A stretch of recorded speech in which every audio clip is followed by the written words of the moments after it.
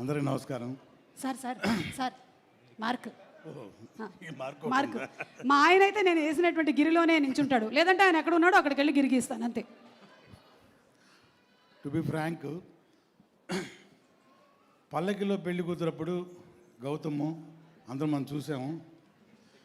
ఆ సినిమా మంచి సినిమా, బాగానే ఆడింది. కాకపోతే కొంచెం గ్యాప్ వచ్చింది గౌతమ్కి. మధ్యలో ఒకటి ఆరా సినిమా చేసినా కానీ ఒక మెచ్యూర్డ్ లెవెల్లో ఈ సినిమా చాలా బాగా చేశాడు. ఎందుకంటే నేను కూడా ఒక క్యారెక్టర్ చేశాను, రాజీవ్ కూడా ఒక క్యారెక్టర్ చేశాడు. దీనిలో చాలా మంచి క్యారెక్టర్స్ చేశాము. అప్పటికి పల్లకిలో పెళ్లి కూతురప్పటికి ఇప్పుడు బ్రహ్మానందంకి గౌతంలో చాలా మార్పు వచ్చింది, మంచి మెచ్యూరిటీ వచ్చింది.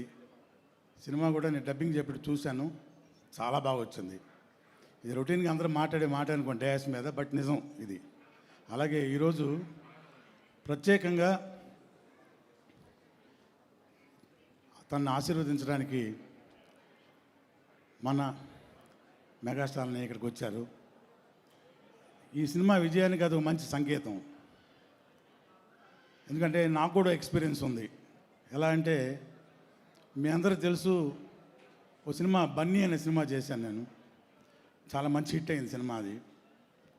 అది 100 days ఫంక్షన్ రోజు చాలామంది డయాస్ మీద ఎక్కి చాలా మాట్లాడారు, అందరి గురించి మాట్లాడారు. నా ఒకటి గురించి తప్ప ఏదో మామూలుగా మాట్లాడారు.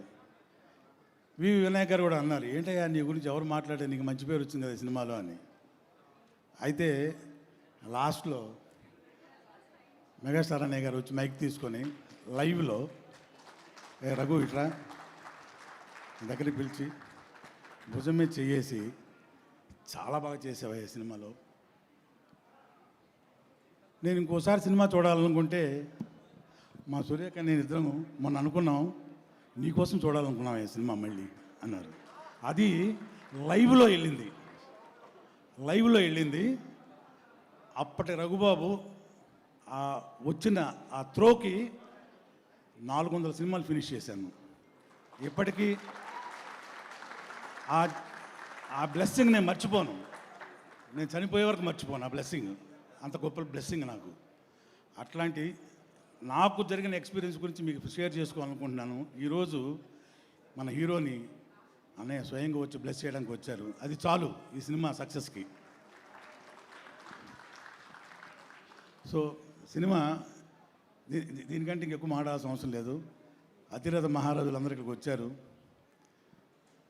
సూపర్ స్టార్, సూపర్ డైరెక్టర్ సంక్రాంతికి వస్తున్న సినిమాతోటి ఒక ట్రెండ్ సెట్టింగ్ క్రియేట్ చేసి ఎరగదీసి మడత పెట్టి ఇస్త్రీ చేసి ఆరేసాడు